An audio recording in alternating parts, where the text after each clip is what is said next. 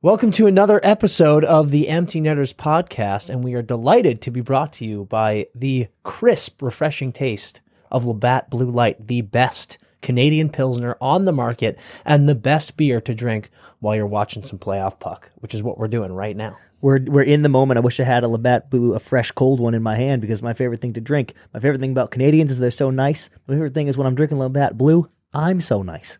That's true. Every single beer from Labatt is brewed with that beautiful dash of Canadian kindness, and you can taste it in every single sip. Labatt is bringing you a fresh, crisp Canadian Pilsner. It's brewed right up in Canada, so you know it's incredible, it's high quality, and it's perfect taste. Again, there's no better time to watch puck than right now. It's the playoffs. We're about to head into the conference finals. There's no better time to drink beer than when you're watching puck. And there's no better beer to drink when you're watching puck than Labatt Blue. And not for nothing, Labatt Blue has some of the sickest merch in the game. I'm wearing some right now. I'm not kidding. It's unbelievable. They've got the best swag, so it makes sense that they've also got the best beers. Guys, if you want to just enjoy a beer, whether you're watching hockey or not, Labatt Blue Light is the only option because it is the best taste and the best vibes. And the comfiest vibes. True.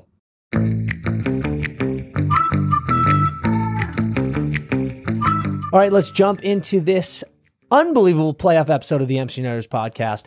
We are watching the Stars Kraken Game 7 tilt right now. 14 minutes, 40 seconds left in the third period. Dallas has a 1-goal lead. It's looking pretty gnarly. They're showing all the stats right now of the first team to score in a Game 7 wins X amount of time. The team that scored first in the last 5 games of this series has won each game. It is gnarly stuff for the Spunk, but it's only a 1-goal game. They're firing. Both these teams are playing fantastic. We went live before this game. Jesus Christ, Susie. We went live before this game, and I said this game is not going to be a blowout unless it's the Kraken. If it's a close game, it could go either way, and we're looking at the close game right now. It's been a fantastic game. Massive saves, goalies standing on their head. I want the Spunk, but I'm happy for Otter that he's bouncing back big time. Yeah, huge and performance. Grubauer, I said, had to steal one, and he's currently stealing one. They're losing, but he's stealing the game. If he continues to play like this and the Kraken sneak this game out, it will be stolen by Grub. He has made some monster saves, dude. Sagan turned a defender inside out and then tried to go shelf job. And Gruby just snagged it with the glove. It was unbelievable.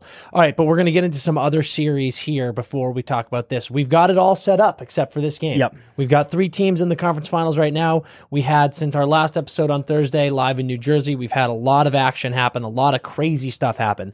So let's jump right into it. I want to start with Panthers. Well, actually, before we do any series, can I tell you a funny story? God, yeah. I'm so fucking sick of this guy just trashing my transitions. Well, that wasn't a transition. That was just, here we go. What would you call moving from one subject to another? I guess it was a transition, but that wasn't like a clever transition. You were just saying, that's true. There was nothing. There was nothing. Because I do fuck up clever ones, and that I got to be better. Not that often, though. You're good at it. We were out in LA this weekend, and I ran into a guy who was a fan of the pod. His name is Logan. He was incredibly nice, bought me a beer. We had an awesome hockey chat, but he told me a fucking amazing story that I wanted to tell you. He is from this area. Hockey got huge here because, well, not only because of, but Gretzky was obviously a massive deal in hockey getting so big here. Him and this guy Logan, his older brother, who's also sick at hockey, grew up loving Gretzky and all this stuff. And then for a while, Logan worked at Staples for the Kings. He would do the like on the shovel team. Coming out, getting the snow between ice periods. crew. Yeah, ice crew. And Wayne was at Staples for whatever reason a few years ago. And down below the ice, Logan was down there and Wayne was coming down the hallway and he's like, oh my God, I'm going to meet Wayne. Dream scenario, meeting your hero. And you'll love this, especially because it kind of reminded me of Dad a lot, where he said, dude, he's talking to me. He's like, I can't believe I'm about to meet Wayne. I'm kind of freaking out. Don't know what to say. So just went up to him, shook his hand. And I was like, hey, Wayne, I'm Logan. Just wanted to say thank you. Thank you for making the game big here and giving me and my brother something to fall in love with. And thank you for giving us the gift of watching you play, because one of the greatest joys in my life. And he said Wayne was so nice and was like, dude, and thanks for coming up. Appreciate you. The pleasure was all mine. And they go on their way and Wayne leaves. And Logan said he was like walking back and he was like, damn, dude, I'll remember this forever. I almost blacked out that it was happening. Yeah. And as he's walking back away from Wayne, it occurs to him, he remembers that this was like the Halloween night game, and he looks down and he's in a full head-to-toe Ninja Turtles Leonardo costume.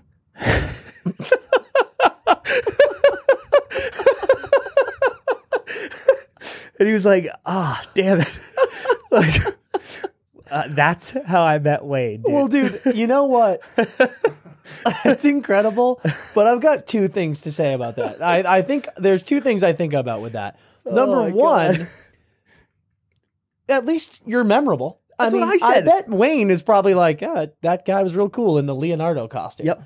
And then the other is, thank God it was Halloween night. Yeah. Because there was context for Wayne. Yep. If you were at a Halloween, or not even Halloween, a costume party. Yeah. Because we've got friends who throw random costume parties, and then you're like, oh, I'm on the way to this party. I got to bop by the bodega and grab some stuff for the party or something. And then you walk in dressed as Sonny and Cher. Yeah. Then you've got some splaining to do. Yep. But there was enough context there where Wayne's not like, this guy's a freakazoid. Agree. And I think your first point is spot on. I told Logan that in the bar. I go, dude, I bet a lot of people have walked up to Wayne and said, you're the man. Thank you. Never. One person in his life Yes. has done it in a fucking Ninja Turtles costume. Definitely. So if you ever see him again, you can go up to him and go, dude, Wayne, remember the Ninja Turtle who said, what up? It was me. Me. That's a fantastic story. Wasn't that great? I've got a great transition. Do it. Am I free? Yep. Speaking of Wayne, I'm glad you brought that up because it reminded me of something that I wanted to say before we jumped into the games. Oh, great. We have been doing this series all playoffs long on Fridays called Great One Fridays. Shout out Brian. Unbelievable job with these edits. It's me, guys. Great Ones Fridays are one of my favorite things to do. Oh, God. They're so fun, so cool, and I just love finding these insane stats from Wayne Gretzky. Yeah. I will say that we all know that the internet is a crazy place. Comment sections on Instagram, TikTok, whatever, YouTube are almost always a hellscape. But I've got to say, I think you guys, Empty Netters fans on Instagram, TikTok, all those things, you're so awesome and positive, and there's such great discussion of just a bunch of people who love hockey on almost every single one of our posts. Now, obviously, there's a few ones that blow my mind. For such an incredible community, in my opinion, Empty Netters fans, you guys are great. You just love puck. The comments on the Great One Fridays posts wrinkle my brain. The disrespect shown to Wayne Gretzky is truly incomprehensible. I don't get it. I don't get how a group of massive hockey fans could collect somewhere and just decide to go, you know what, dude? Wayne Gretzky played in a shit era. He's a shit player. It's always that. It's always that. I love, there was someone who was like, on this last one, we just mentioned McDavid, just being like, look how good McDavid is. And Gretzky has done X this many more times than McDavid. And someone's comment was like, yeah, well, Gretzky, or someone said like, I would have scored 600 if I played in Gretzky's era. Then another person was like, yeah, well, talk to me when Gretzky can lift the puck more than 3 inches off the ice.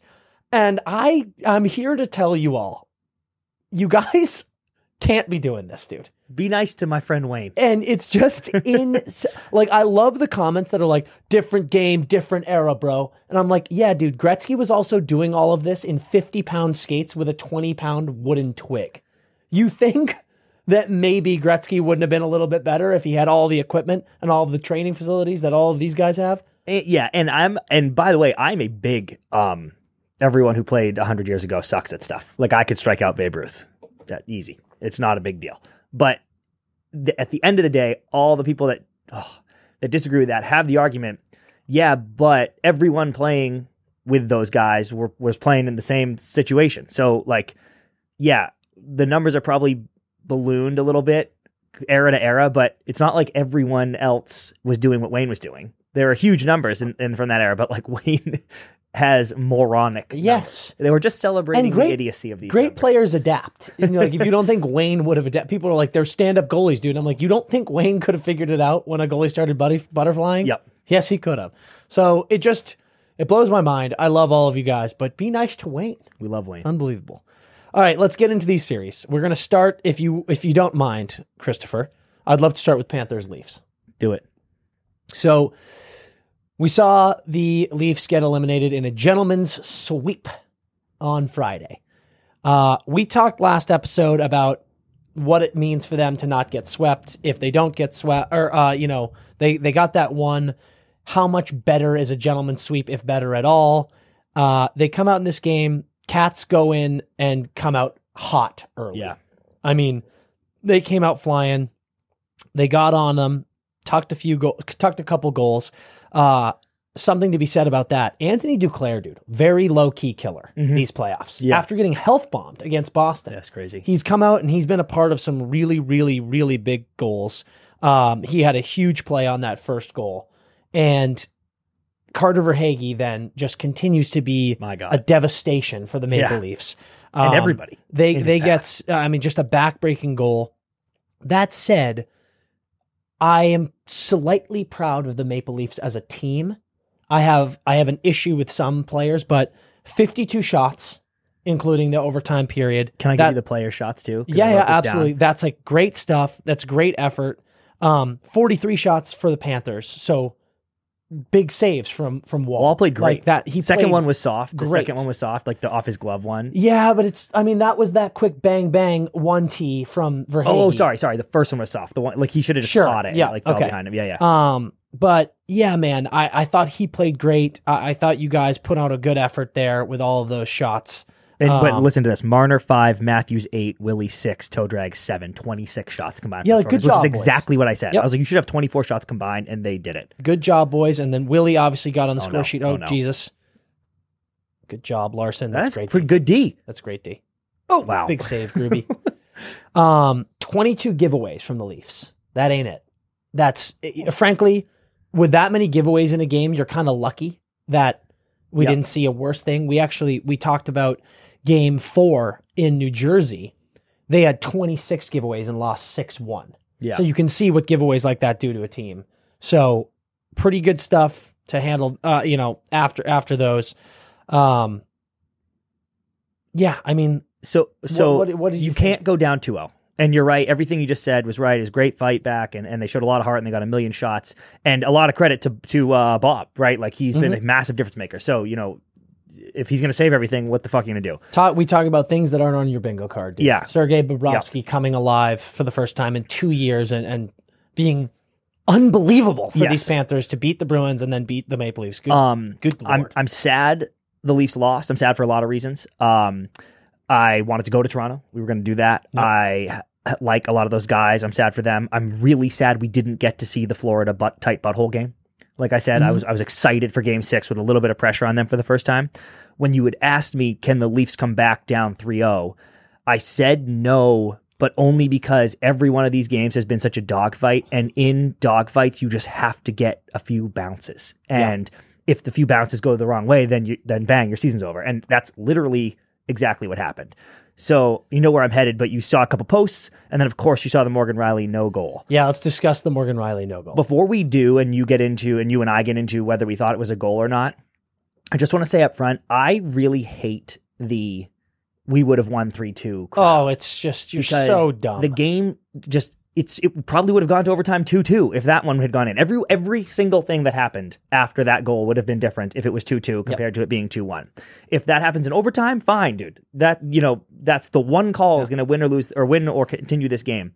So please stop with that. Yes. You weren't going to win 3-2 for sure. I need you to know, if you're one of those people, you're coming off stupid, and it's impossible to listen to you after the game. So, okay, Brian, it feels like you have something to say. Oh no, Dallas.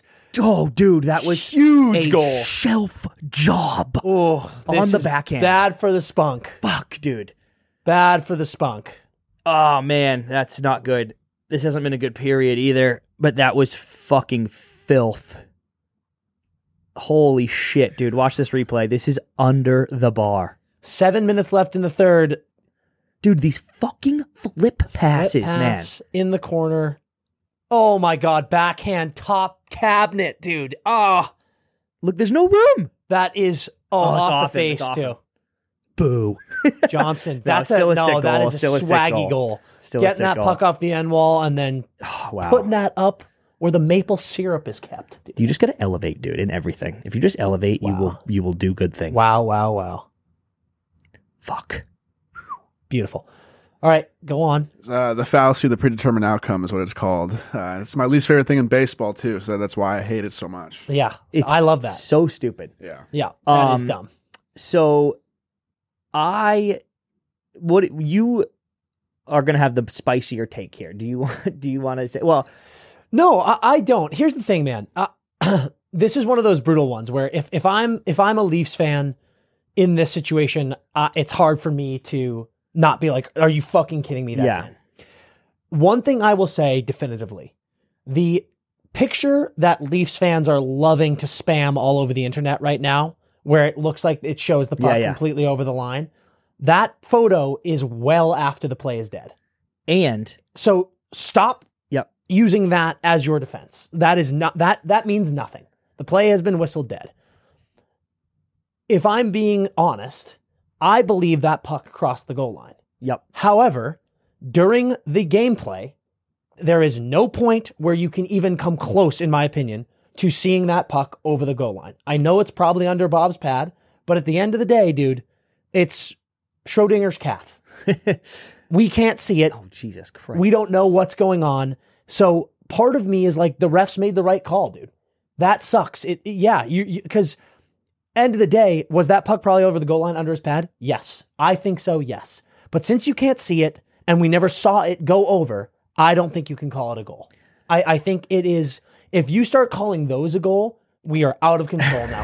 Okay, so... Because imagine being a Panthers fan, dude. And if the refs went like this, we are reasonably believing that the puck is under the goal line, under Bobrovsky's pad, therefore it's a goal. You would lose your fucking mind. Yeah. There's no evidence. It's like, I don't even know how you argue that. Is it so unlucky and is it kind of bullshit? Yes, but there is no evidence. Yeah, so on the screenshot you're talking about, yes, that was after the whistle. And, by the way, the puck is like in Bob's ankle area. Yes. And then the whistle's already blown, and he like kicks it loose, and it shoots in, and then like Ekblad there, someone's like pulling it back. Yeah, and I'm like, that was irrelevant for a million reasons. I am of the opinion that the puck, and that play, Bob has been the fucking man. Obviously, he ended the Bruins season, and me God, ended the Bruins season and the Leaf season, but that was a horrible play by Bob. Like Morgan Riley comes across and he like whiffed it with the poke check, whiffed it with his leg, and I was like, dude, you're that harsh on it? Yeah, that was he. I know he would tell you that. He just literally whiffed. Dude, that puck, when Bob comes out with the poke check, that puck goes up on edge and whirls off of Morgan Riley's stick too. Like they both whiff it. I'll have to it take goes on edge, and that's why it goes under Bob's stick. And then I think it's hard to say he whiffs it with the leg because you're not expecting that to go through. I just think you leg down. I think, I don't know, but anyway, I believe it went in. Mm-hmm. And then when he was stepping up, it came back out, and then he kicked it back in way after the whistle, and then it came out again. The call on the ice is no goal. I'm not mad at the ref about that. Couldn't see shit. Bang, bang. Everything's going crazy. I can't. I heard a lot of people getting mad at the cameras. They're like, how would we want to have a look at that? And I'm like, we had like 5 looks. Like that was just... nuts. Yeah, people got to understand there's some things that the cameras will not catch. The guy operating the in-net cam was a little slow to get right, and maybe I'm like, hey, dude. Like, maybe but it was a confusing play. Yeah. Even if he did swing that over, I still feel like Bob's leg is going to cover that view. It would be so hard. The only question I have for you, dude, is, and I can't point to a specific one, but we all know we've seen these.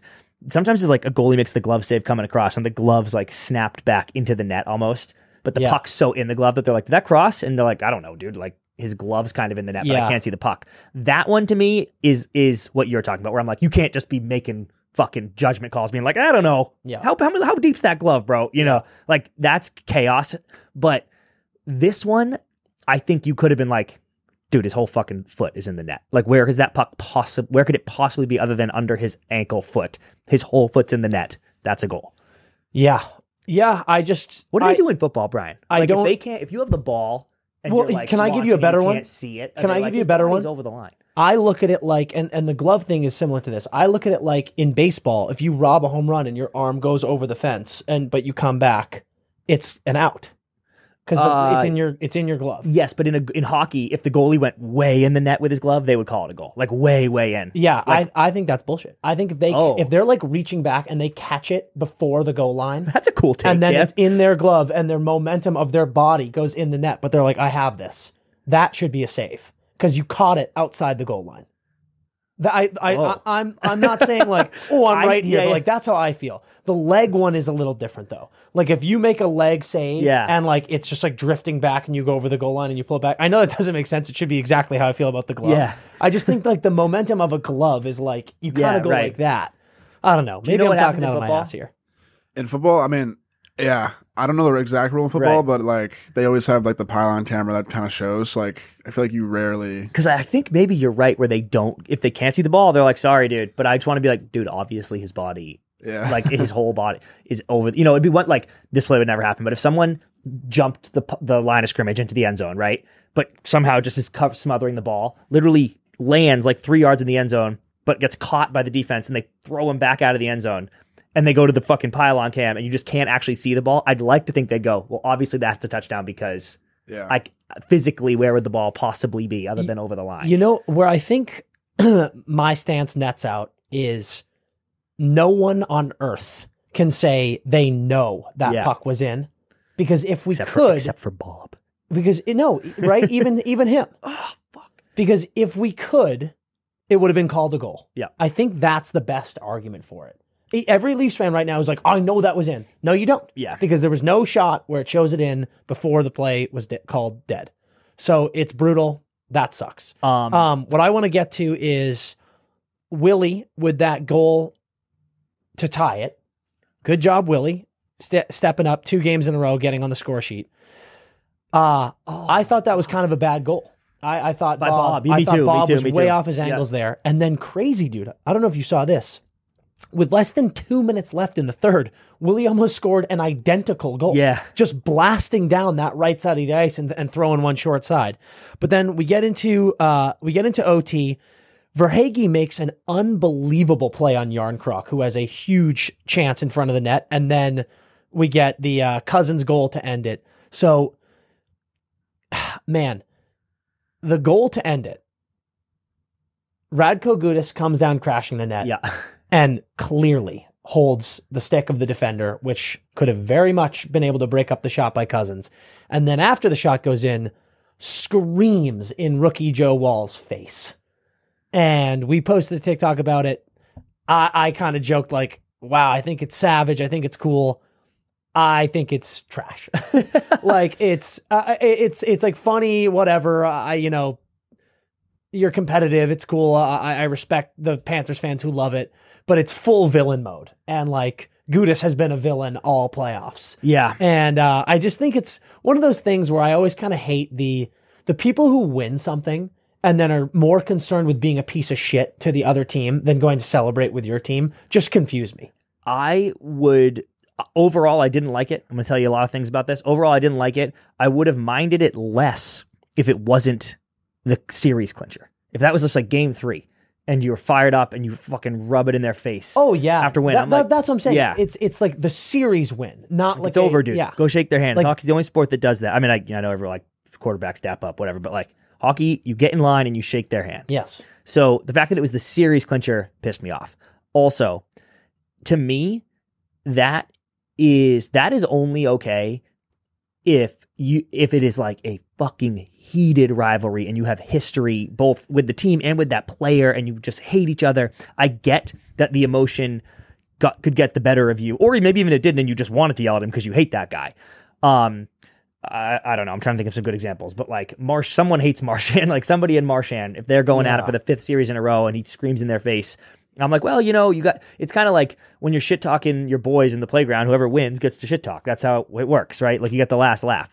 But that's just like some kid in goal playing his heart out in his like 2nd playoff game ever. Man. And you have no history with this team and you, Gudas, do not hate the Leafs or Joseph Wall. That's my problem, dude. Like I completely agree with you on every level. I think it was like, don't do that, dude. I'm not sitting here being a fucking green jeans like, oh, that's against the spirit of the game. I'm just like, dude, just go celebrate with your team. That's huge. And And I think I completely agree with you in terms of like, there's no bad blood between these teams. You don't have history, so relax. But my bigger one is if you're going to do that, go beak Austin Matthews. Go beak Tavares. Go beak Marner.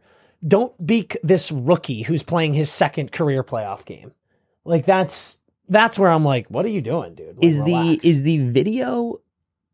I can't remember honestly because I've seen the still shot a million times now. The still shot looks horrible, right? Because it looks like he's literally. I saw it his face. Live, like when the goal went in. How long does he linger? It was the first thing I full 2 seconds. Because if he goes a full second, you'd be so fired up when that goal went in. You're going to the Eastern Conference Finals. I could see him going like this. Whoa! No, like right in his face. He turns, goal goes in, and he looks at Wall first. His soul. And then does it, holds it, and then skates off. Like, it is a very clearly deliberate move. Yeah. And maybe Joseph Wall all game was like, Gudis, you're a loser. Yeah. I fucking hate you. I just doubt it.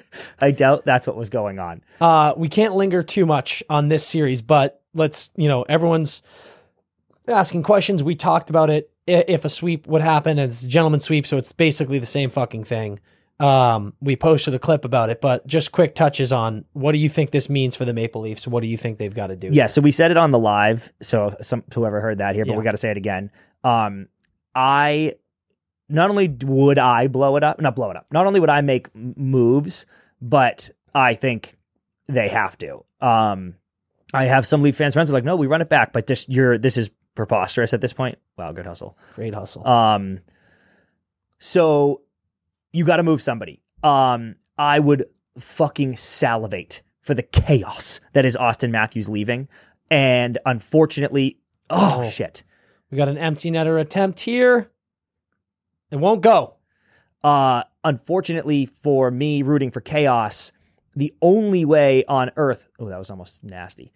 The only way on earth Austin Matthews is not a Leaf is if Austin Matthews doesn't want to be a Leaf. 100% correct. So, I don't know, dude.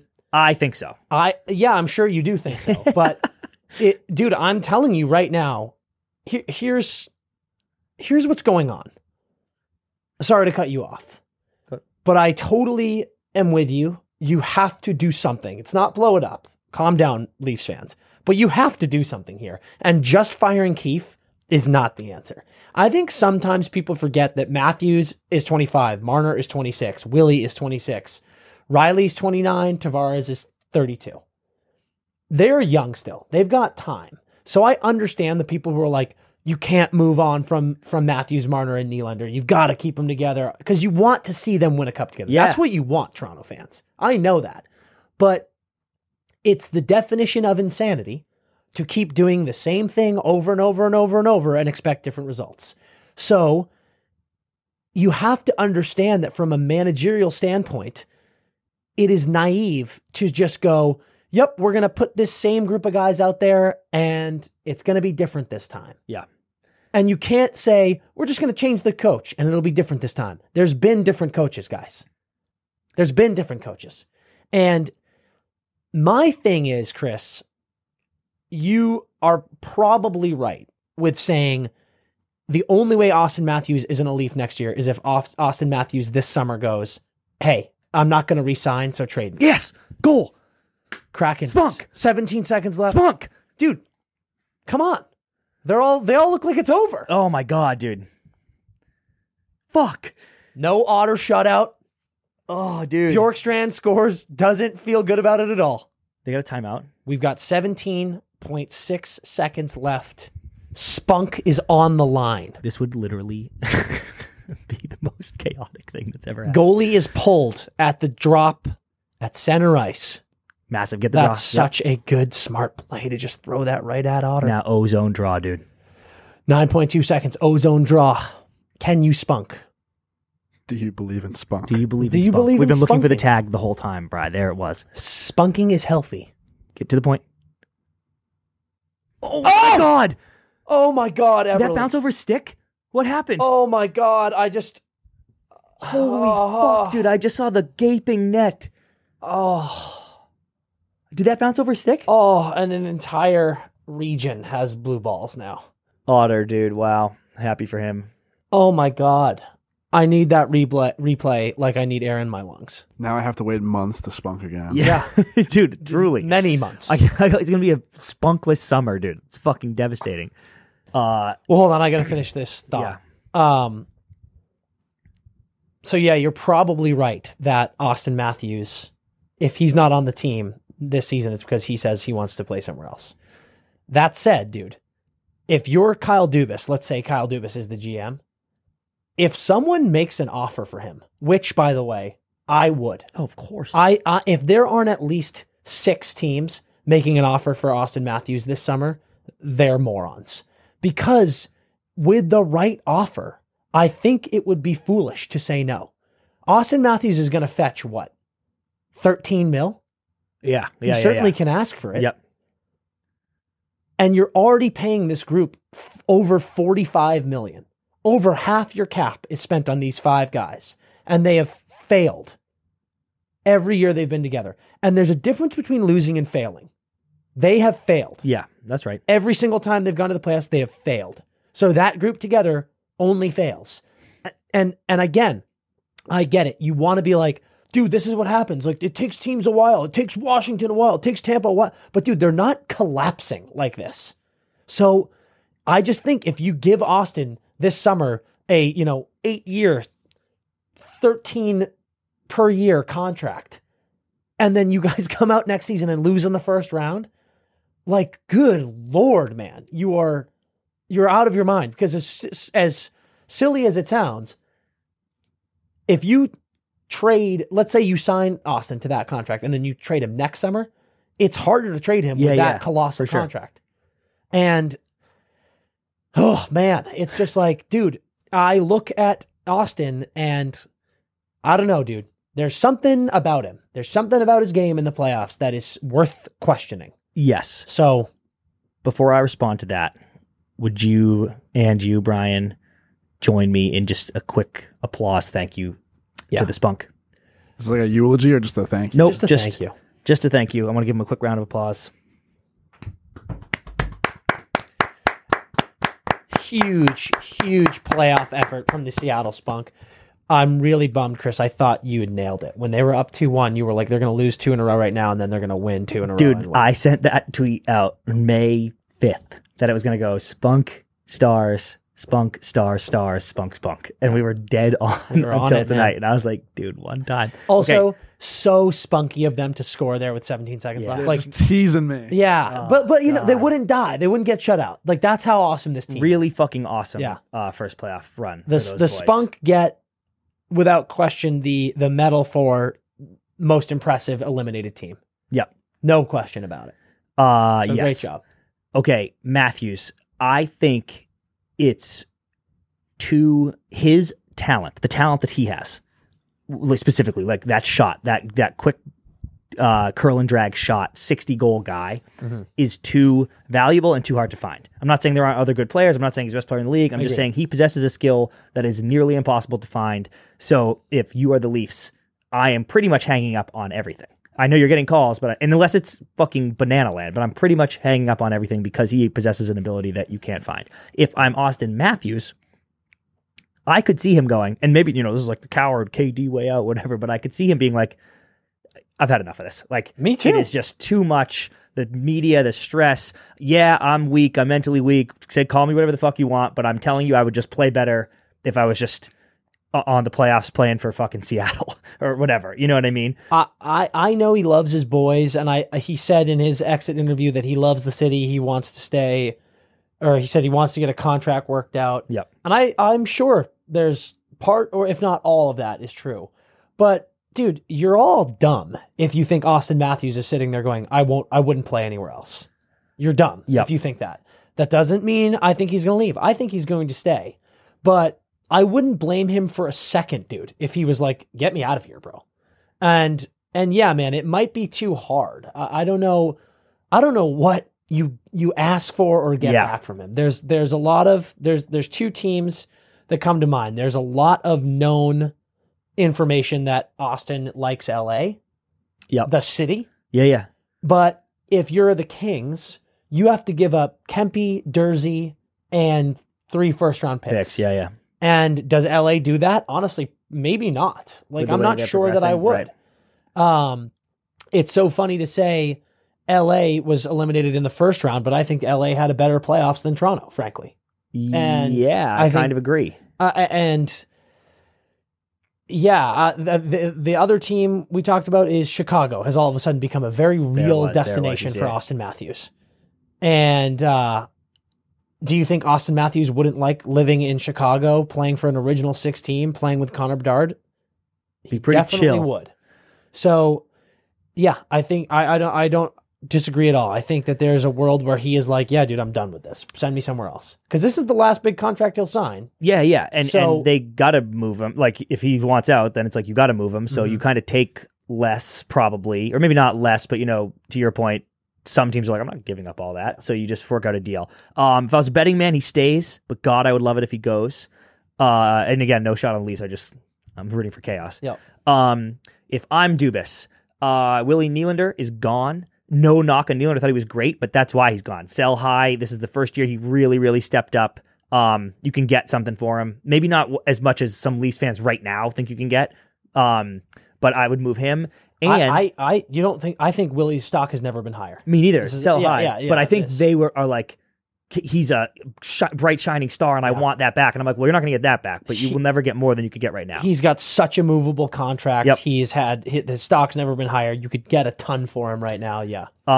Johnny Todrags, immovable contract, move him. But I move him. I go like, and dude, it's savage. He's the Toronto boy. He's the captain. If I'm Dubas, I move him and I get beat on it. Like, I get nothing back. I get 3 quarters. I get 4 quarters for the dollar that is John Tavares.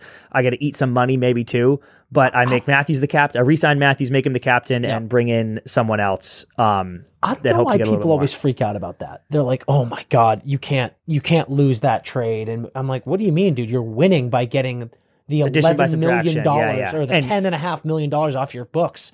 And he's sick and a wicked nice guy and an animal out there. Yeah. I don't have any issue with his game. I just think, no, you move him. You move him. You make Matthews the captain and just kind of like build around him and Marner. Move him.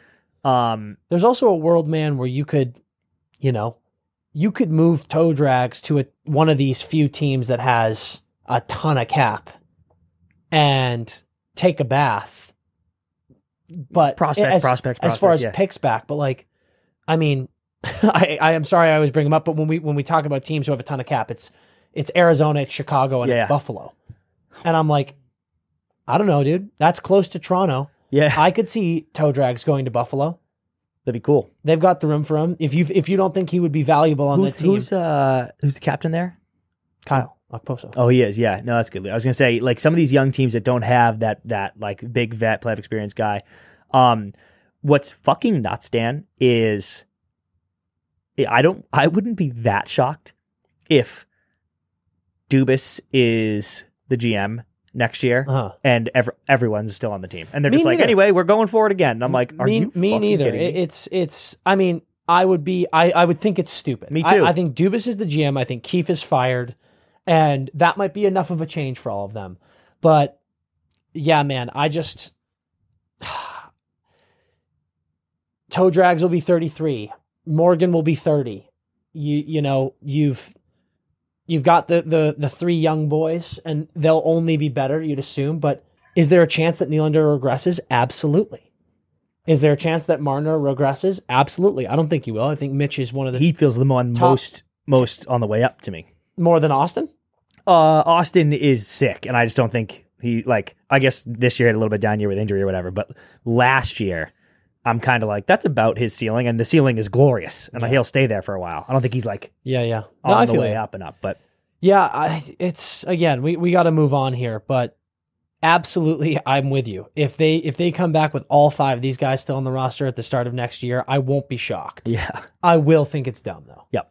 And I'm telling, this is my opportunity to say right now, where, hey, Leafs fans, if they come back with all 5 of those guys and they do better next year, you can't rub that in my face. You can't, because I'm here to say, okay, it's not impossible. But I do think from just a standpoint of look at the statistics, it's a bad bet. At the results, it's a bad bet. So you should probably move someone. All right, other Eastern Conference games, we got to talk about the Devils and the Hurricanes. We were in Jersey. Good fight getting to OT down in Carolina for that game. Devils got on the board first, which was huge. You give up a goal in the first minute of the second period. Not huge. Meyer shovels home that power play goal, which was awesome. It was kind of like, felt like Meyer was, he got popped in New York. He started coming alive in this series with a couple goals. But man, it was just a bit of a gut punching for New Jersey. It felt like Carolina was always going to take care of it. They seemed like the better team in this series. They seemed like the better team in that game, and they've been great at home. But you expect that jump from Jersey, who had backs against the wall several times in this playoffs and had stepped up. I don't know if that Game 4 loss at home really took the wind out of their sails. I think goalie was a major question mark for both teams coming into this series. Carolina passed with flying colors, even while experiencing adversity with Ranta getting sick. Yeah.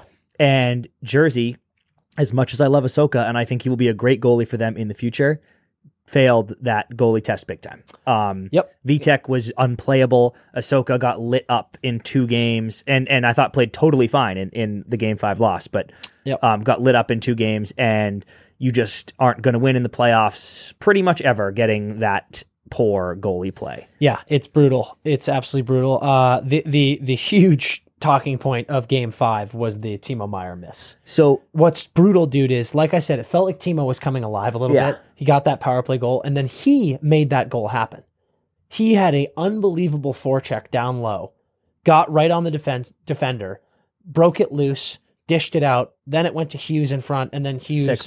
Sick move, and just like unbelievable pass to Meier. And that was one of the most open net misses I've ever seen. I thought it was an overpass live. I was like, dude, just shoot that. Yeah. But then on the replay, it was the perfect pass. It was the right decision. Timo with all the time in the world. Yeah. No tip, no deflection, no slash, no nothing. Who was it? Fast? Who missed? I believe it was, or who? What? The Carolina missed an open net in the first period too. Oh, I think it was Fast. So.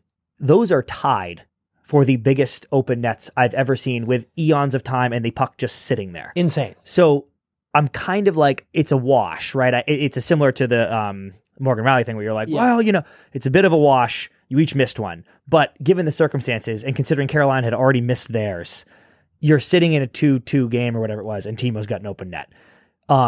It's gotta go. It's just gotta go. If you're the Devils and you're down 3-1 and you're Timo Meier, it's gotta go. Totally, man. But I was gonna say, it's like he scored that power play goal. He had that great play behind the net to set up that play, and then to miss that, it's like everything you've been doing well is all gone, dude. Because you go up 3-1 there, that's a different game. Was it 2-1 when that happened? It was 2-1 when that happened. Yeah.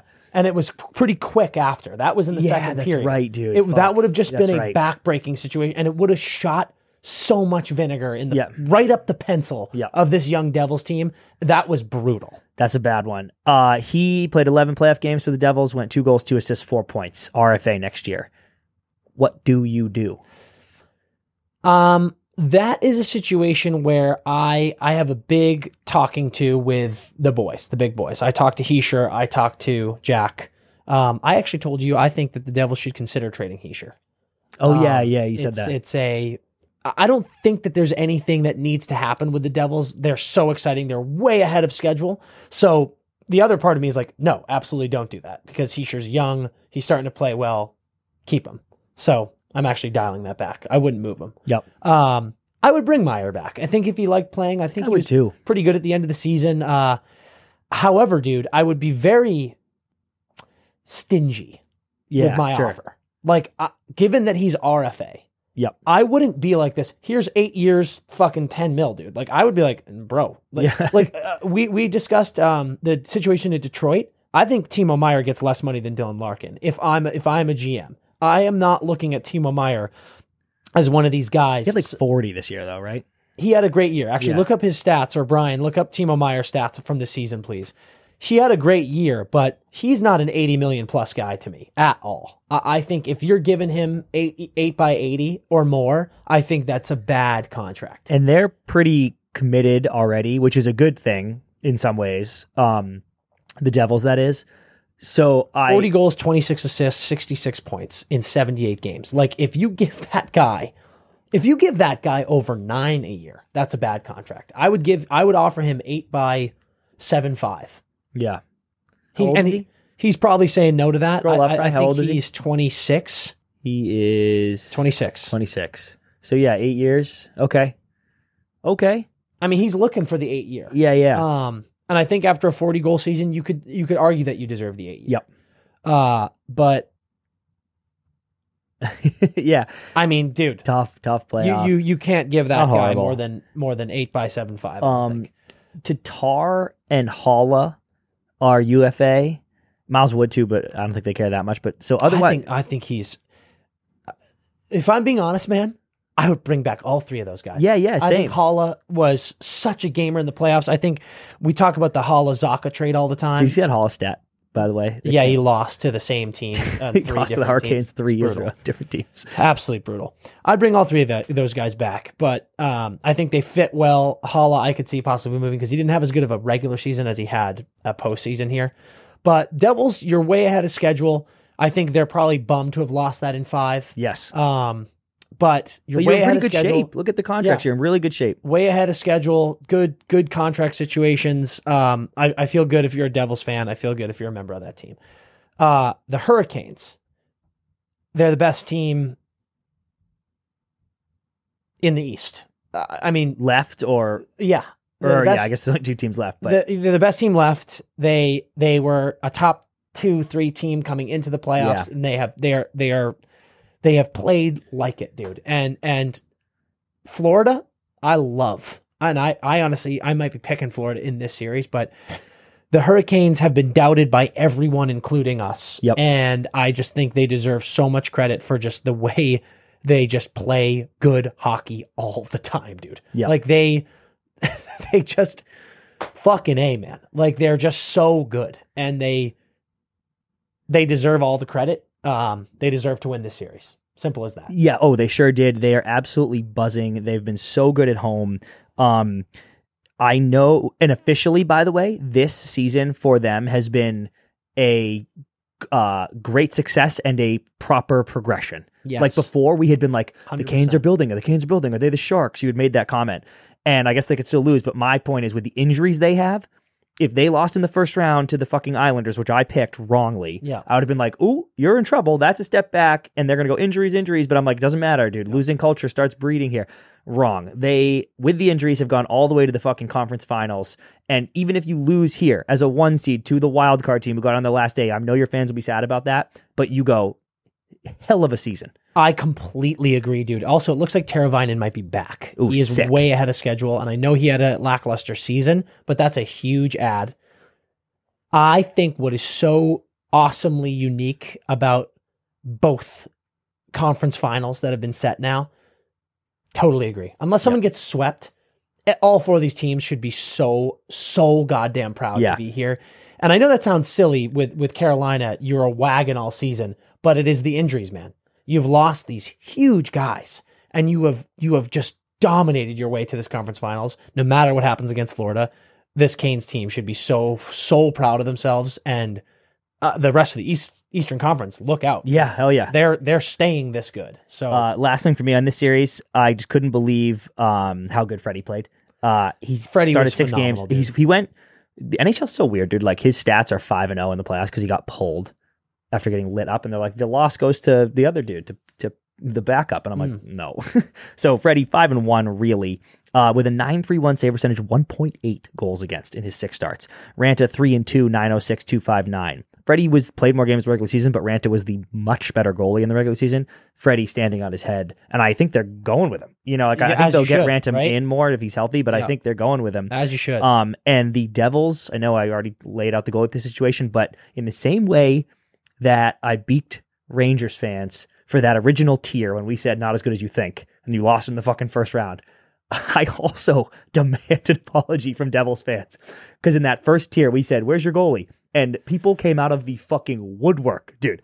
VTech is fucking amazing. What the fuck is wrong Where's with you our guys? goalie? Question mark. Are you kidding me? Yeah, dude, I've got news for you. He's like the worst playoff goalie who has ever. He gave lived. up 1,000 goals in the playoffs, dude. Like, you were only out because of your goalie, literally. Dude, it's so bad. Like VTech had such a tough playoffs, and yeah, Devils fans, you owe us a sincere apology. Literally every single one of you DM me. Yeah, like I will seek you out. Go back to that post, look at it, and if you were one of the people yelling at us about VTech, you owe us an apology because that man was Swiss cheese. Yeah, all playoffs.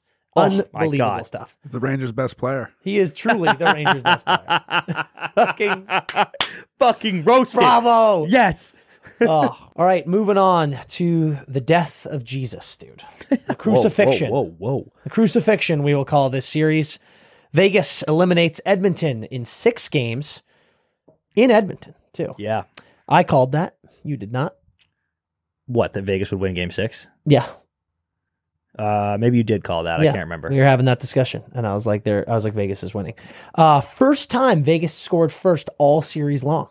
Whoa. Huge moment for them, popping up, getting on the net. Bonkers beginning. Yep, bonkers beginning. Quick shout out to ESPN for being the biggest piece of shit coverage in the world when it comes to hockey. You kept on a 9-1 regular season May Red Sox game and missed 3 goals in an elimination game with the best player in the NHL. And dude, what the fuck are you doing? What time does Sunday Night Baseball start, Brian? I think usually like 7. 7 Eastern, right? Yeah, Eastern, yeah. So people were already mad that they put the only game of the day on late. And how hard would it have been to just put it on at 4 Eastern, 1 Pacific, and be like, now, if the hockey game runs long, whatever, and we'll miss the beginning of Sunday Night Baseball. Like, the fact that they even let a long baseball game get in the way of this is insane. And also, dude, if this, I know, I'm trying to think what even could happen.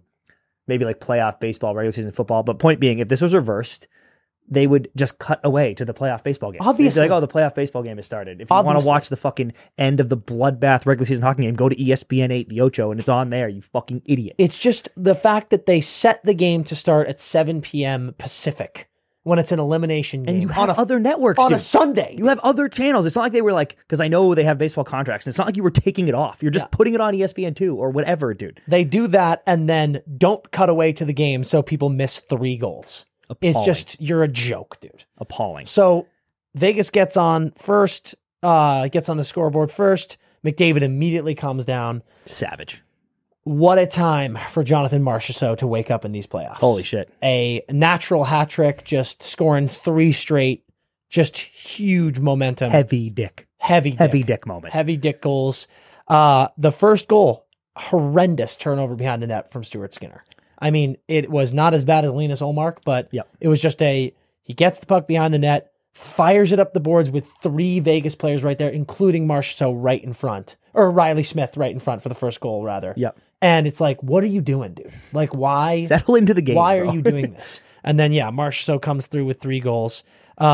I thought Hill played great. He was phenomenal. 38 saves. That's one thing I'll say. Credit to Edmonton. Like, McDavid was all over the place. Got a goal. Draisaitl all over the place. Pipe dreams. They put 40 pucks on net. Hill saved 38 of them and had monster saves. He had a gigantic save on RNH after going down 2-1. Like, Edmonton took the lead. Yeah. And then they were down 2-1, and RNH had a beautiful slot shot. Massive save from Hill, which is a great transition into this, dude. RNH, 100-point season, 12 playoff games, 1 goal. He had 10 assists, but those are one of those things where I'm like, the power play, dude, you're getting 10 assists, good for you, but 1 goal, not good. Not good at all. So that's one that I'm like, dude, you've got to be better for your guys, Leon and Connor. Yep. Let me start by saying massive stick taps to the Vegas Golden Knights. They are a much tougher and better team than I gave them credit for coming into these playoffs. What?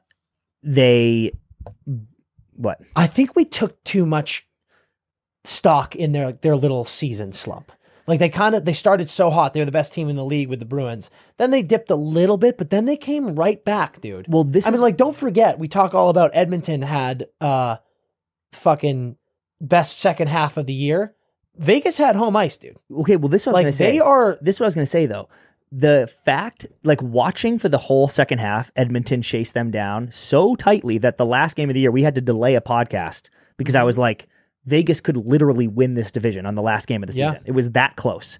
And I was thinking to myself, Vegas started like 20-0, and Edmonton started horrifically. Yeah. So I was like, the fact that the gap was that big, and then Edmonton just fucking freight trained them the whole rest of the year, and now we're getting to the playoffs, and now they're playing, I was like, oh, dude, Edmonton is going to bury this team. Yeah. That's what it felt like. And you're right. I kind of just got blinded by how good Edmonton's second half was and ignored the Vegas slump that even put it in that position because they held them at bay, right? Okay, I got a lot of stuff for you here. Let me start with this game. Oh, because I wanted to say, it felt like this was over in 6. It felt like Edmonton was the much better team in a few of these games. Like, I'd be watching the series and I was like, oh, okay, Edmonton's angry. I was doing my Hulk thing. Like, it felt like they were coming for him. Game 5, Oilers up 2-1 after the first. They lose. They went 3 for 4 on the power play. Vegas 2 for 7. Horrific. Game 6, Oilers up 2-1 after the first and 0 for 1 on the power play there. That's where the series swings, right? It's 2-2 and you go bang, bang, LL. As we get later in series and later in the playoffs, we were just talking about this in the Dallas thing. I can't remember if it was on live or not. The whistle tightens up. You don't get as many power play chances. And one thing that I think is funny is I've been stroking off the Oilers power play. Like, they're going to win the cup on their power play alone. It never occurred to me that getting all your goals in the power play could actually be a flaw. Because when you stop getting power plays... Unless you sweep, dude. Yeah, and when you stop getting power plays, where's it coming from? Yeah.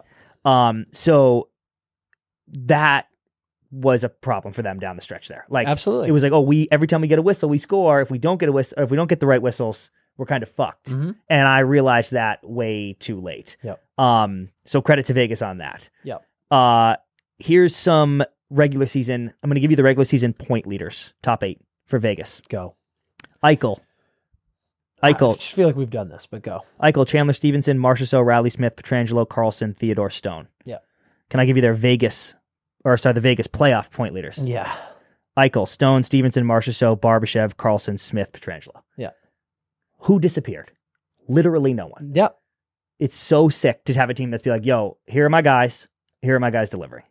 And that's what it takes, man. That's how you win. And that is what they're doing. And I think if you look over at Florida and Carolina, they're doing similar things. Yeah. I think the big difference in the 4 teams here is Dallas. Like, you've got Jason Robertson, who's nowhere to be found, but Hintz has completely stepped up. We'll get into that. But that's a great point, Chris. I think Vegas, we talked about several pods ago, we went on the rant about how deep and well-rounded Seattle is. Vegas is just as deep, man. And we talked about the LTIR stuff, but these guys are back. Stone's back in the lineup. Eichel's back in the lineup. And damn, man, they're playing so well. The goalie situation still mind boggles for me. Vegas. Yeah. Dude, it mind boggles me. It's like I never know who's playing. I never know who's going to be good or who's supposed to be good.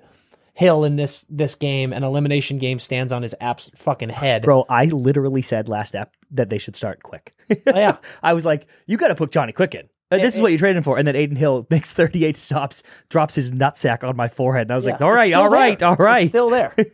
But God damn it, the guy was good. And on the other side, we could go back and clip it, Brian. I'm not saying we should, but we could go back and clip it.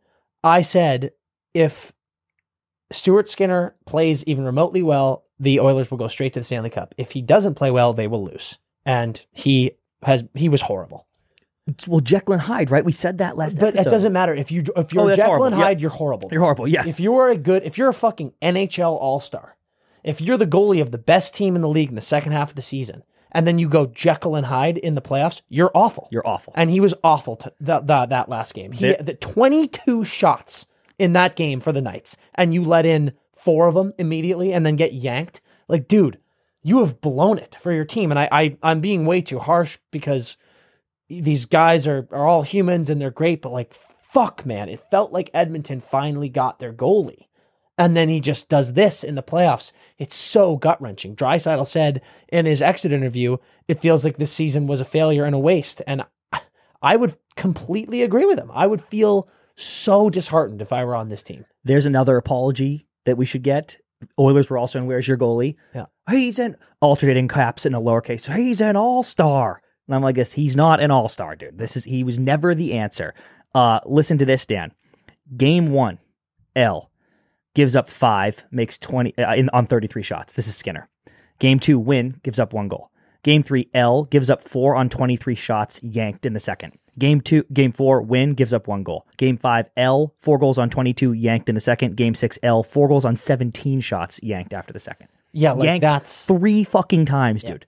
Are you shitting me? It's awful, dude. Like that's what I'm saying. They weren't losing games ever where it was like, oh, that was a close one. It's like you are getting pinballed and then you get pulled. It's just you can't win like that. No, dude. So absolutely it's not. Just savage, dude. And what fucking rattles me is I defy any Oilers fan, dude, to tell me they weren't nervous about the goalie position going into the fucking playoffs. Everyone's coming out here being like, dude, no, we got our guy. No way, dude. Yeah. If I fucking dripped truth serum into Connor McDavid before the playoffs, I would say, do you trust Stuart Skinner? He would have said fucking no, dude. Yeah. He would have said no. What do you think about the... I don't want to talk about the missed call on the Ekholm high stick. That shit happens. It is what it is. That was a brutal one, but it is what it is. How do you feel about Draisaitl having no time for Pietrangelo? Glad you brought this up. I and also, multiple players, Brian, I don't know if you saw this, multiple players all game long, including Draisaitl, were like pump faking Pietrangelo. Oh, really? Yeah. Like wait, during the game? During the game. Yeah, okay. Middle of the game, like they'd be next to him, like a whistle, and like they like, wind up their two hand and go like this at Pietrangelo. And I kind of love that one. I think it's bitch ass stuff. Well, it's like remember the Bruins were doing this in yep. Who the fuck did that? Burroughs. Alex Burroughs bit Bergeron. Yeah. And like part of me loves it, but like you're down 3-2 and you're losing in this game. It felt a little fair, actually. And I also, dude, Alex Burroughs biting Bergeron's fucking finger in a scrum is so much worse than what Pietrangelo did. Agree. I know people came at us hot for like, it doesn't matter how hard he swung. And like, that's true. But we bitched at Pietrangelo. We put him in timeout. Yeah, that was a dumb, baby. bitchy, bratty move. But Pietrangelo, people are acting like he T-balled Draisaitl's head off. He slashed him in the arm. And I'm already regretting saying I think it was bitch ass, but like, I didn't like it just because you're losing. It like felt like that's an excellent point because it just gives when you do that, and I don't blame Draisaitl at all for not giving him the time of day in the handshake line because like fuck you, dude, you skated across the ice and slashed me. I don't blame him, but the pump fake stuff when you're losing, it almost gives Pietrangelo fuel. Yeah, and I'm like don't let him get away with that, dude. If you're doing that, he's in your head. Yeah, and now he's just eliminated you from the playoffs. It gives him so much room to be like this.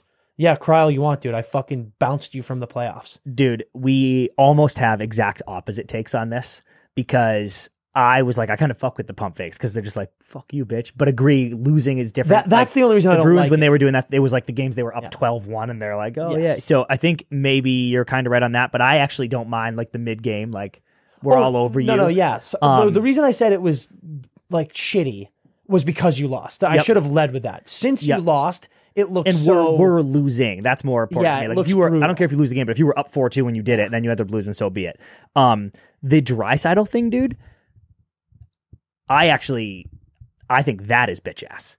No time for him. I don't think you have to be his boy or any of that, obviously, but I think it is not difficult at all to walk up to get in the handshake line with him and go like this, good game, man, good luck the rest of the way. Or whatever. Or don't even say good luck, you don't like them. And only because, and I know we have this clip, dude, but, and again, he's a brat, dude. That was a fucking stupid play. It wasn't that cheap or bad or violent. Like, dude, if he had fucking run Draisaitl from behind and like conked him and he missed 2 games. Yeah, if he I have no time. Yeah, dude, if he like swung his stick in his head, I have no time for you. It was a high slash. It was a stupid fucking play. McDavid said that's intent to injure, and it was. It was intent to fucking hurt your arm pretty bad. Yeah. But to me, I was like, fucking shake his hand, dude. And I know he did shake his hand. He didn't completely diss him or anything. But just the whole like shakes his hand real quick. And was like, all right, see you later. Never talk to me again. I don't know, dude. It's the whole game. If it had happened in that game, I might have been more like, oh yeah, like let's say, like get the fuck away from me. Yeah, fair, bro. He got suspended again. It's been 2 fucking full games. He got suspended. He's back. You go like this. Good game, man. Hard series. Yeah. Bye. Like I just can't. And we honestly are making more of a meal of it than the media did. Like, it wasn't that big a deal. But I was just like, I saw that clip and I was like, dude, just fucking shake his hand. I honestly, man, I feel you. I think from Dry, I'm going to stand up for Draisaitl here and just say, I'm sure he's just so mad they lost. Yes, devastated. Like, I think he's so mad they lost, and then he skates by this dude who fucking two-handed him. And he's like, fuck you, dude, whatever. But no, I feel you on that. And yeah, it's just the loss makes it. And do you think, I'm basing this off nothing, but didn't it look like to you Petrangelo's trying to be like, say something? Yes. Like, and again, I'm not fucking forgiving Petrangelo, but it looks like he's trying to be like, I think he's trying to just put it behind them. Me too. Hard series, dude. Hope, sorry, I banged you or whatever, and then Draisaitl's like, that's, I think, what pisses me off about it. If Petrangelo was kind of just like, good game, I could see Draisaitl being like, good game, fuck you. Yeah. But it looked to me like Petrangelo was trying to be like, hey, dude, you're a hell of a player. Yeah. Sorry, I fucking got a little high on you there. Yeah. And Draisaitl's just like, now, who's the baby now, dude? Yeah, that's brutal. Okay, one more thing for you from me here. You brought up a wasted year. Agree. I think it is. The Oilers have Draisaitl, Connor, RNH, Hyman, and Kane all locked up for a while. Bouchard's an RFA, but that is about it. And Kane? Yeah. He's not a while, but he's like 2 more years. Okay. Your literal only job is to get a goalie.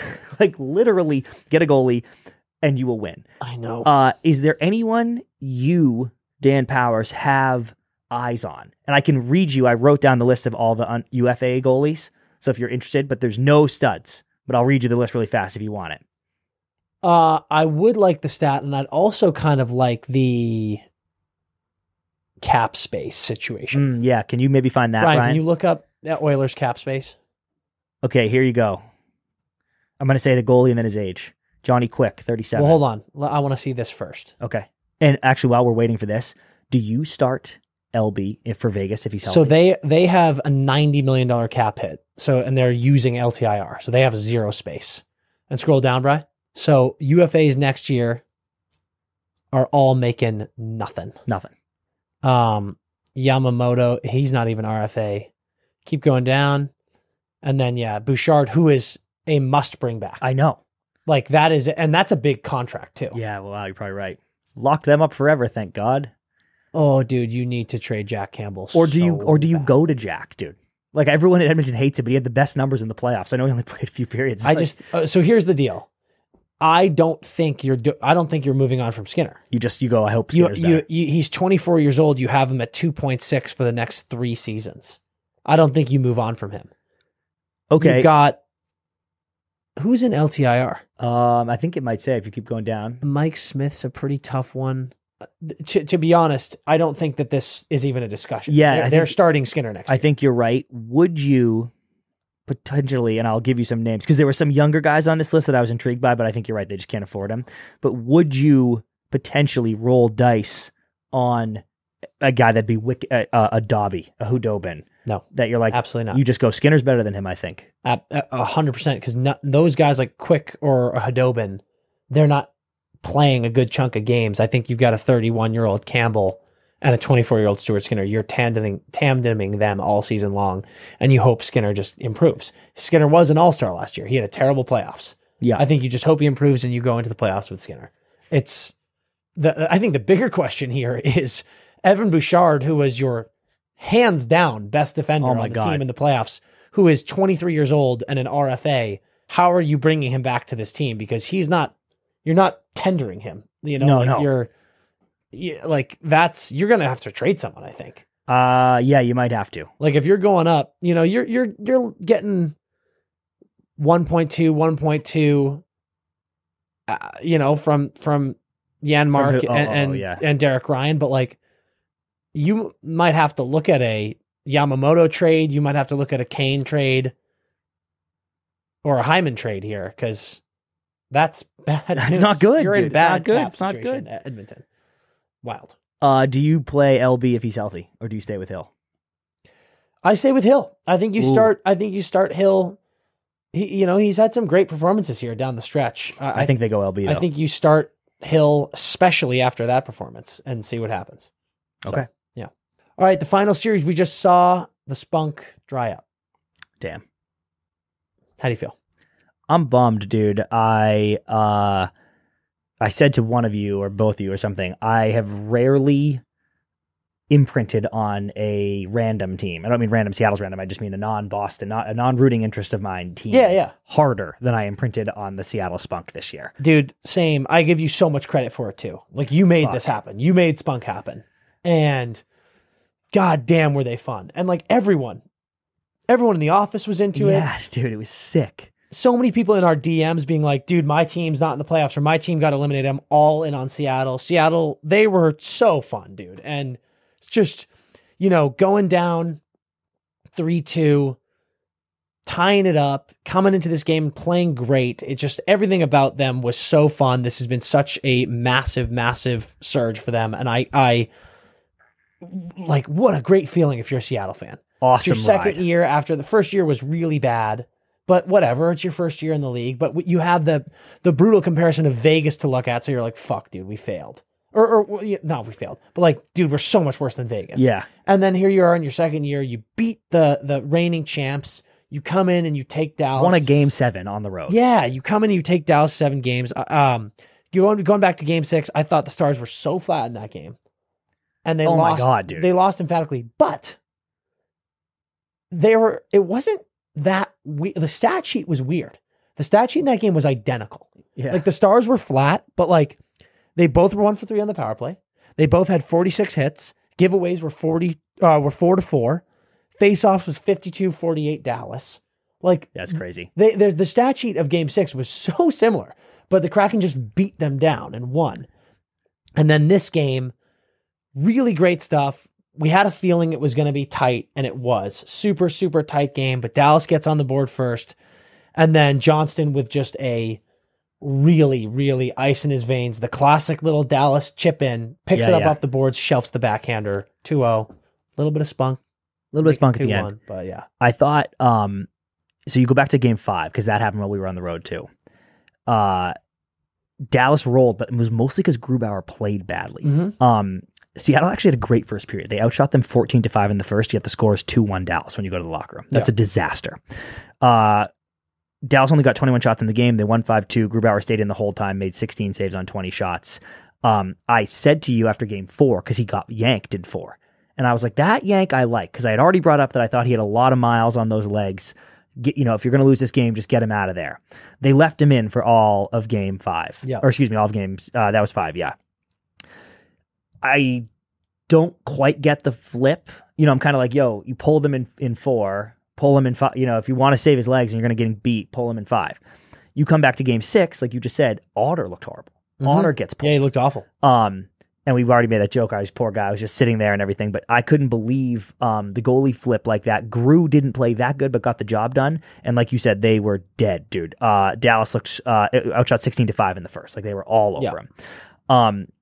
Game 7 was electric to start. 9 shots each in the first, I think. Tons of chances. I forget who they interviewed for Seattle after, in between periods, but he was like, all right, we're getting our looks. Yeah. We watched the second period in the office, and we came in here to watch the third. Saw a graphic go up during the third with like 3-4 minutes left. It was right before they pulled the goalie. 2-0 at the time. That Seattle had 2 shots in the third period.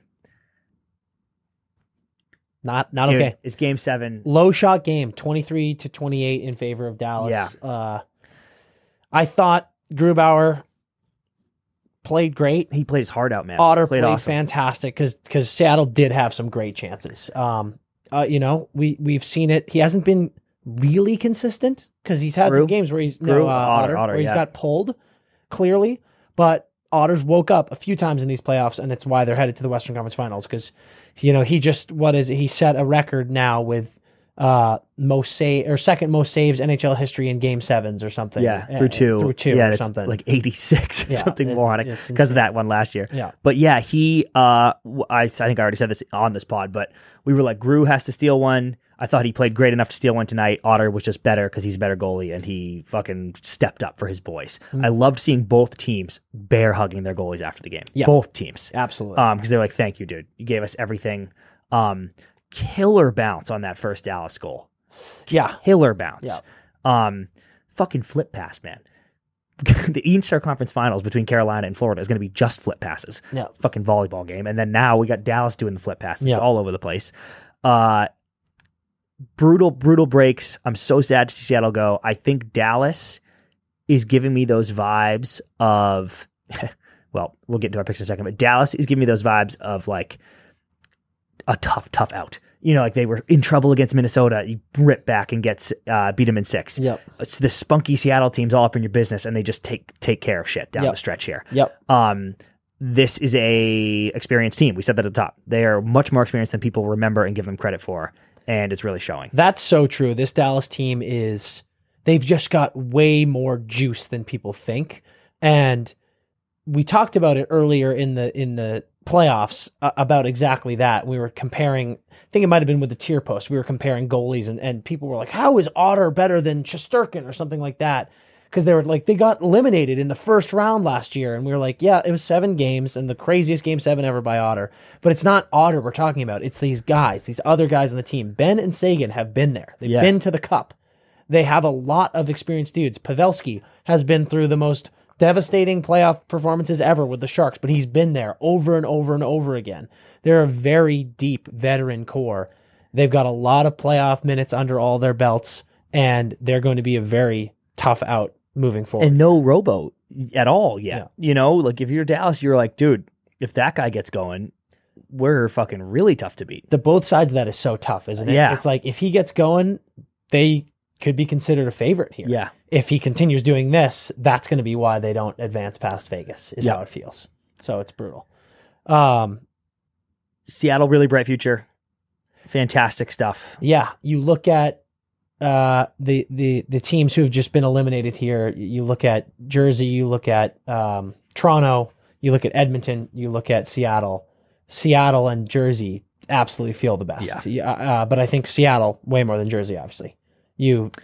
Maybe not way more. I think Jersey's got more high-end talent. No, you feel way better about your elimination. Those two teams yeah. are like, Sorry. There's nothing really to be embarrassed about. Jersey, you kind of like, I wish we had done better and get gentlemen swept. No. Seattle, the heads are as high as possible. Yes, dude. I wish, not that I wanted their home fans to lose, but I almost wish that had been a home game just so they could have. I always love when a team loses in the playoffs and the crowd standing ovation on the way stays out. And cheers because you're just like, oh man, absolutely. I wanted that for him. I hope the fucking plane. I hope everyone's at the airport tonight welcoming that plane back because they fucking deserve it. No doubt. All right, let's quickly as we leave do our Eastern Conference and Western Conference predictions. Okay, but here's the recap too. We did pretty well in round 1. Oh yeah, did not really. No. Here's round 2, everybody. I had Oilers in 6. You had Oilers in 7. Yeah. Vegas in 6. Yep. We both had Devils in 6. It was Canes in 5. We both had Leafs in 5. Fucking lol. That is a mush, dude.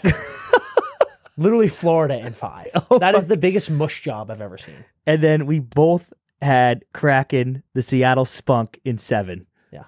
We literally got them all wrong. You guys don't know puck. At all, Brian. Like, this is the best. I am... don't listen to me, Let's guys. Just try to be better. Let's try to be better. Such a good round 1, and then, oof, boy. Dude, I love the Spunk pick, though. That was a good pick. That one was right there. Yeah. The other ones were not good. No. That Leafs debacle. No. I thought they were going to crush Florida, dude. Crazy. I just thought that they had finally done it, but it turns out they are who we thought they were. They are cowards. Okay, which one do you want to do first? Eastern Conference. Who do you got? I've got Panthers in 7. Fuck me. I've got Canes in 7.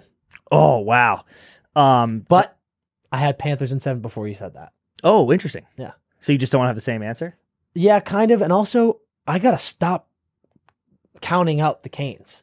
I feel the same way about Florida. I start counting out the Cats. That's exactly. And yeah.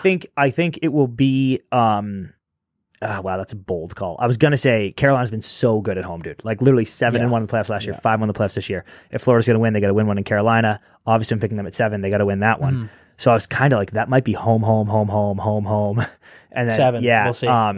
So we'll see, but the Canes looked like a wagon against Jersey, so I don't hate your pick. There's just, to me, the Panthers are doing that like every fucking game that makes no goddamn sense but goes to overtime. They just fucking win. Mm-hmm. And I'm like, man. Yeah. Okay. Western Conference Finals, you first. Vegas, Dallas. I've got Vegas in 6. Man. Yet again, I think Vegas, well, not yet again. Oh, I guess kind of the Jet series. Yet again, I think Vegas is the team with the worst goalie. I think Otter's phenomenal, and Vegas, while LB and Aiden Hill have stood on their head multiple times, Vegas has question marks there. But they have just thoroughly impressed me. I think the whistles will tighten up. I will also take Vegas, but I'll take them in 7. Okay. That's good. All right, that's it for us today at the Empty Netters podcast. We got the Western Conference Finals and the Eastern Conference Finals coming up here. Strap in. Last 4 teams. It's about to get gnarly. Starts on Thursday. You'll probably be able to see us somewhere on the television, but we'll tease it later.